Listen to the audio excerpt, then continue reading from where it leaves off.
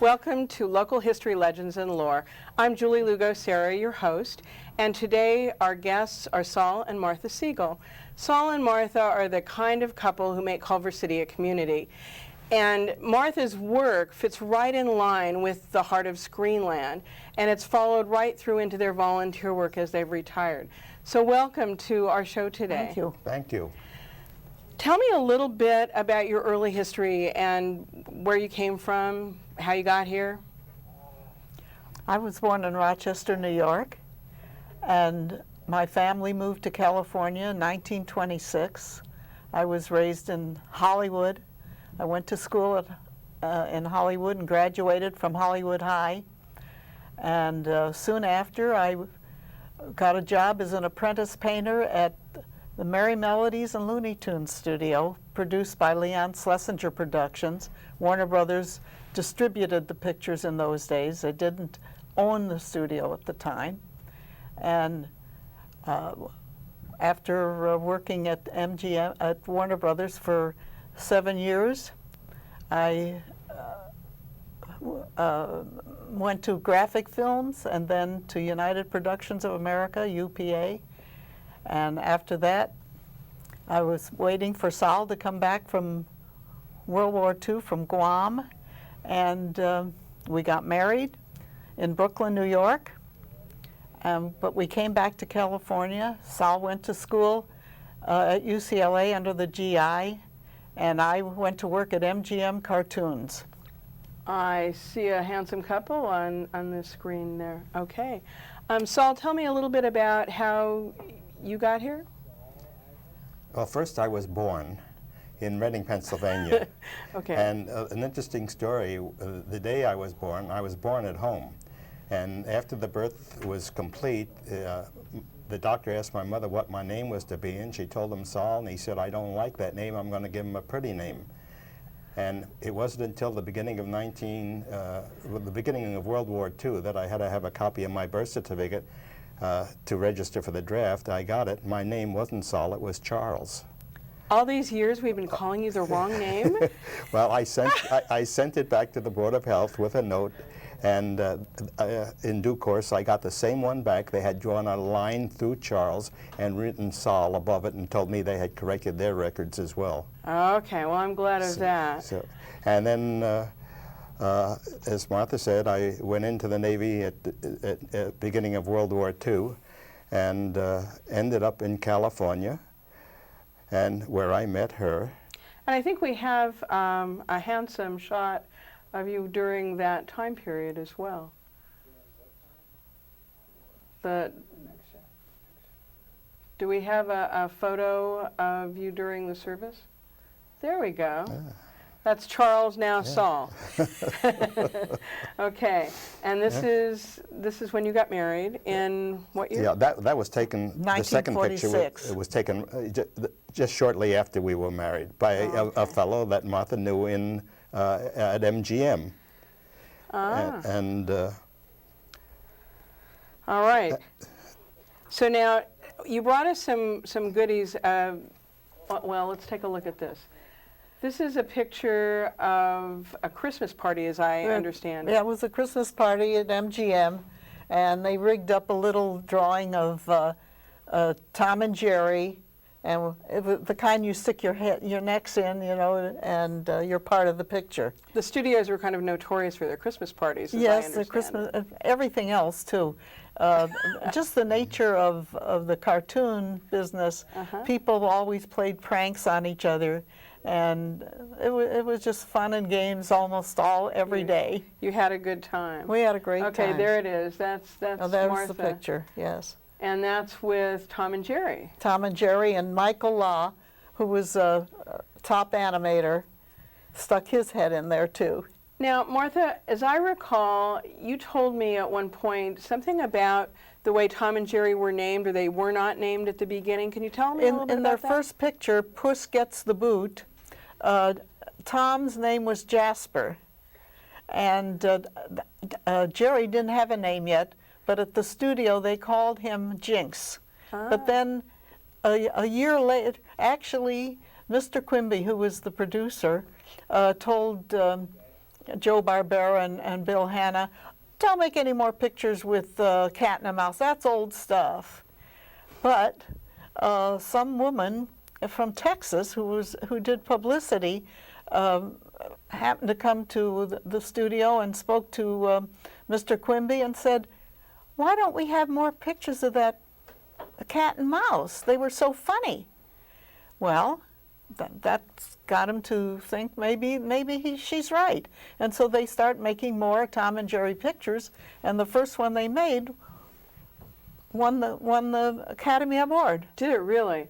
On the monitor now, there's an overview of MGM's lot number 2. Oh yes. Okay, that was at the corner of Culver would be on the left, Overland would be kind of towards us at the bottom, and then the cartoon building was off to the right, I believe. Yeah, it was Right.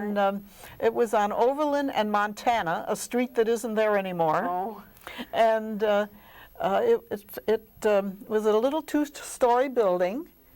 I think you have a picture of that too, don't you? okay, we have a map, Oh, the map. and so you can see part of lot 2. Oh, and the cartoon building is up in the right-hand corner. Exactly, it's very near New York East Side Street. Yeah, it was right by New York Street where Singing in the Rain, that shot with where he was singing and dancing in the rain. And the funny part about that, Here's the studio. oh, that's what the studio looked like in those days. It was a very nice studio. That was right on the corner of Montana, which would be on the right, and Yes. then off to the left would be Overland. It was across the street from the main, not the main gate, but the Overland gate. the West Gate, right? Yeah. Okay, very good. So was it fun working there? It was almost every day. Martha had fun in every studio she worked for. Oh, okay.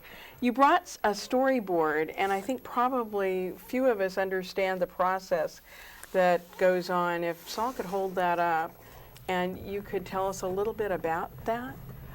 In the days that I worked in the cartoon business, they did not have a script. They never wrote a script. It was written in a storyboard form. The gags and the dialogue was always right on the storyboard, the finished storyboard, of course. And then the director would take the storyboard and transfer it to each scene to exposure sheets. That was the camera instructions. And they wrote down the dialogue that was going to be on, and then they recorded the dialogue before they did the animation. So that the animator can see the expressions, the mouth expressions, the eye expression, any expression that a character would have. And then when they got that settled, they did a model sheet. And this Do you is the wanna model hold it? sheet right here? That just shows you the character from every single angle, so that all the animators that are working on that picture would know exactly how to draw them from every angle, back, front, side, and so forth. So every time they had a new character, especially a new character, they did a model sheet for them. So how long did it take to do a cartoon? I mean, it was a very About lengthy... 9 months. Wow. From the time the storyboard is written, or is done, and the model sheets, the dialogue being recorded, and the animation. And when the animation was all done, they photographed the paper drawings plus the layout drawings. The director, after he would have the dialogue done, would go to the layout department and do like the backgrounds on paper. Oh. It would be, the layout department was like what would be a set director in feature films. I see. And so they know exactly what size to make the characters to go with the layouts. And about how many cartoons did MGM turn out? Do you know? A year? Maybe between 16 and 20 a year. Really? We had 2 units. We had the Hanna-Barbera unit that did the Tom and Jerry's and other little cartoons along with Tom and Jerry. And then we had Tex Avery's unit, that did Red Hot, what was her name? Oh dear. Well, Tex Avery is a name that I think most people don't know, but he was very, is this? Yeah, there's Tex That's Avery. Tex. Okay. Tex Avery was a fabulous director. One of the funniest men I've ever met, and one of the biggest pranksters we ever had in the studio. And what kind of pranks did he Well, pull? just to give you an example, we had a Coke machine, Uh-huh. and I'm laughing already. it was the old-fashioned kind that you just took a Coke out of the water, and then the following year it improved, and they had a clamp around each Coke, and when you put a nickel in, the Cokes were a nickel in those days, the clamp would open, and then you could take the Coke. Well, Tex opened up the machine, took a bottle cap opener, and removed the bottle cap, drank all the Coke, and then filled it with bourbon, put the thing back, and then waited for the poor next victim to come along. And I believe it was Art Goebel, who was our wonderful ink and paint supervisor. He got the next Coke, and he was drinking the Coke down. It was a hot day, and then he just across the room. That's the type of joke. I see. Yeah, they didn't kid around. No, sounds like it. In any other business, this would be kind of hostile, but in the cartoon business, you have to expect that.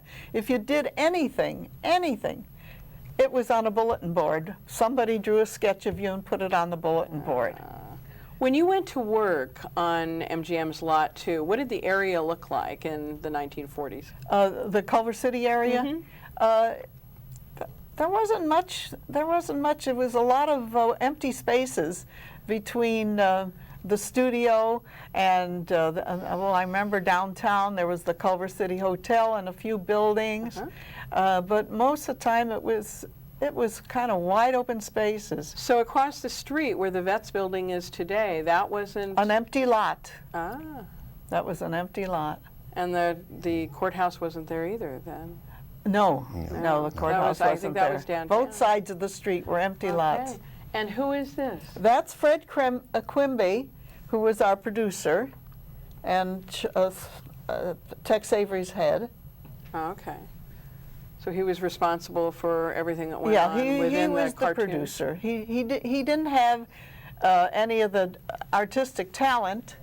Oh, there's Bill Hanna on the left and Joe Barbera. They were a wonderful team.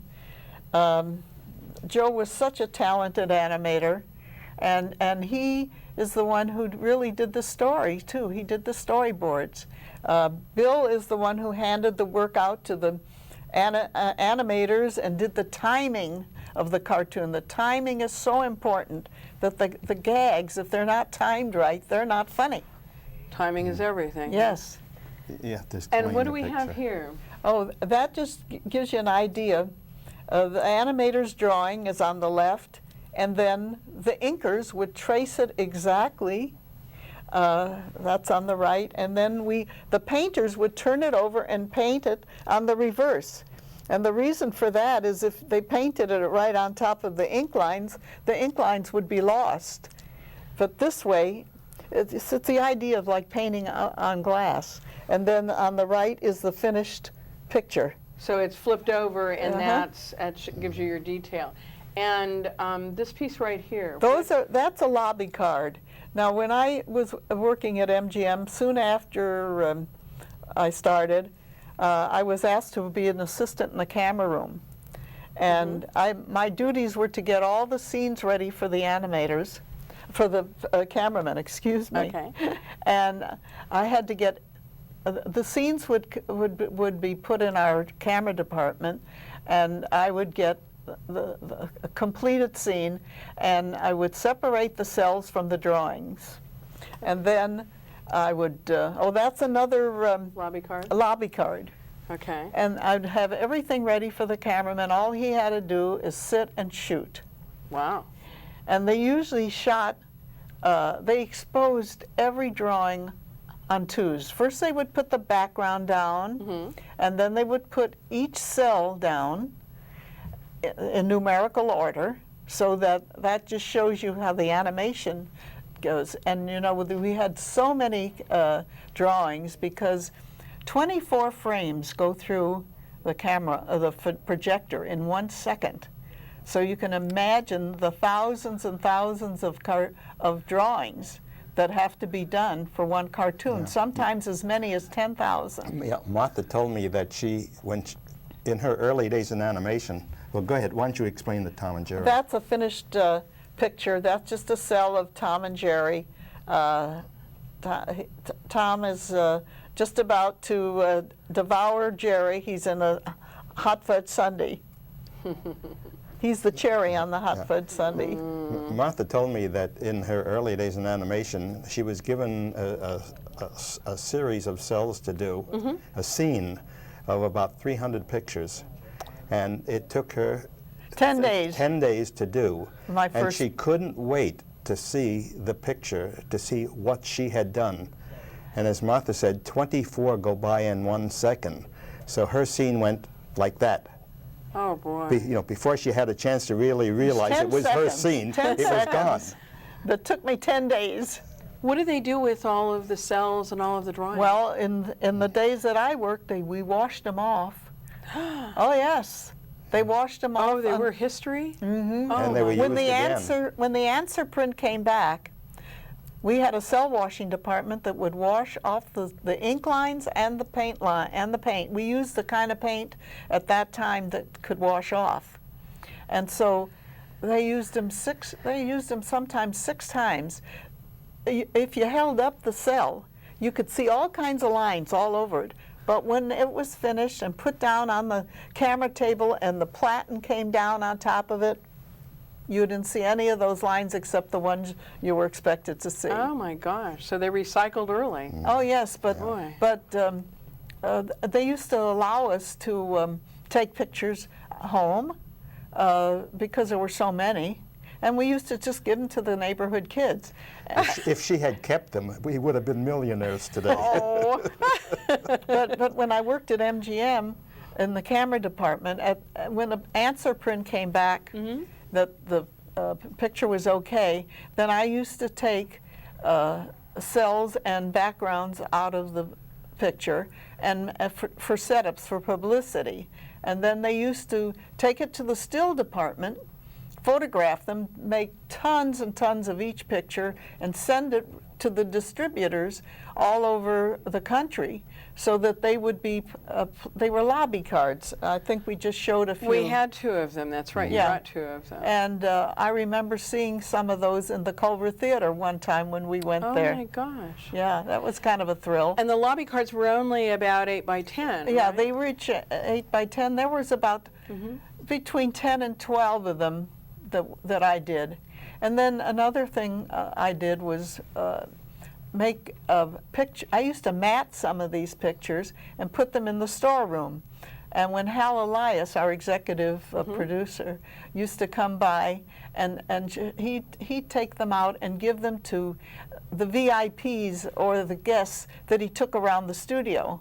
And one day he brought Katharine Hepburn into the studio, and when Hal gave her one of those pictures, she says, "Oh, this is marvelous! I'm going to give this to my niece Katharine, and I must thank the talented person that put this together." Oh. And so he brought her in the camera department, and she took my hand and she said, "I just love this picture you made, and you're so talented." And I'm thinking, I'm talented? And that was a big thrill for me because this wonderful movie star took the time to thank me for doing the picture. Isn't that amazing? Wow. Okay. Anything can happen in Culver City. I guess so. We are the heart of Screenland. And there's actually a Hepburn building on Is there? the studio lot still. Oh, that's good. What used to be MGM is now Sony Pictures. There is a building called the Hepburn Building. Saul, We've kind of glossed over some of the stuff that you've done, but I know you became a CPA and you had a lot of fun doing that. But you also, for fun, I understand, used to take one of your friend's children over to the Culver City Airport, and we don't know very much about it. So could you tell us about it? Well, the Culver City Airport was located on Sepulveda and Jefferson in that area? yeah, right, yeah, just beyond where they Were big meet. lots. And it was the only airport in the area at that time, and I wasn't that old myself, but I was fascinated by airplanes, especially looking at them. There's a picture of it. You can see the runway, and in those days they were all small planes. Some of them are parked at the bottom of the picture, and I used to take, we didn't have any children at that time, so I used to take the kids of friends of ours to the airport and watch the planes land and take off. Oh. And I think I got as much thrill as the kids did. Oh, I bet you did. Now, I understand the airport was there from the 20s until the late 40s or about 1950. That's correct. That's correct. Okay. The Mayfair came in after that, and it was followed by Pick and Save. Pick and Save. And Big Lots is on that spot now. Okay, and you eventually ended up with a house in that area, didn't you? That's correct. It was our first house.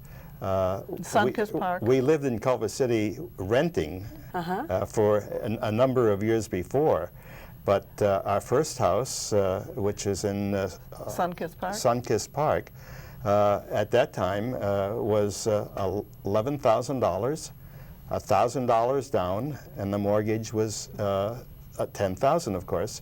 And if I remember correctly, our payments were something like $161 a month. 65. 165? No, just 65. Oh, 65? Okay, she remembers better than I do. I'm the one who wrote the checks, but she remembers.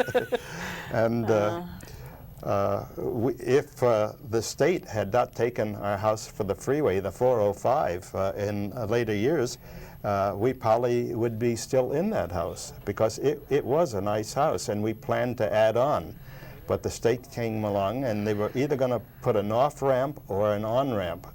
And we were the sixth house from the corner. They weren't supposed to take our house, but they took the first three as they had planned, and then they found out they needed more room, so they took the fourth one, and then the fifth one, and then ours. And what street was that? Coolidge. Coolidge. Ah. 5369 Coolidge. Oh, okay. Right across the street from El Marino School. Yeah, we watched El Marino School being built, and the glass for the windows came in wooden boxes, and Martha asked and got permission to take those boxes home, and she later broke them up, and she used the wood for A workbench. a workbench. So How fun. we have a close relationship to El Marino School. I guess you do. I guess you do. Both our sons went to El Marino. And a funny thing, Martha will kill me for telling this story, but you know of some people who can whistle by putting two fingers in their mouth? Well, Martha can whistle louder than that, not using any fingers. And after the school was built, part of the land was used for a park, and our kids used to play in the park. And it was a little distance away from our house, and Martha got tired of walking all the way over to get them to come home, so she told them that when they heard her whistle, they were to come home. And she would stand on our front porch and whistle, and the kids were on the far side of the park, and they would turn around, look, and they came home. It got to the point where our neighbors told their kids, when you hear Martha whistle and Bob and Lee come home, you come home too. Oh my gosh, that's amazing. What did you do for entertainment? Didn't you go to the local night spots at all, or? Well, we did a couple times. We went to the Cotton Club. Oh, I think you told me a great story about that, which is kind of sad, but tell me anyway. Yeah, it was a sad Yes. story. We Okay. went to a charitable fundraising thing at the Cotton Club. And Excuse me, honey. was Cotton it the Cl- Casa Manana at that time? Or Zucca's, No, either I one. think it was the Cotton Club, but it was on Venice Boulevard at And National. National. National in Washington. National, National in Washington. Washington. right. 8751. I looked it up I this think morning. it was a Casa Mañana when we were in there. Okay, so It you used were to be the there, Cotton and Club. it had All drapes. kinds of heavy velvet drapes. Mm-hmm. And She couldn't relax. She kept looking at kept those saying- drapes and telling me we've got to find a way out in case there's an emergency. yeah, I said, this is a fire trap. It was. And it was. And I And what said, happened that night? And during the night, there was a fire in the kitchen, I believe, and it all burned down. Oh my God. But it was after we were gone. But you were okay. Well, Yeah. Actually, the next day, we were taking my father to The train. train station downtown, and we went right by it. And all the fire engines and the firemen were still there.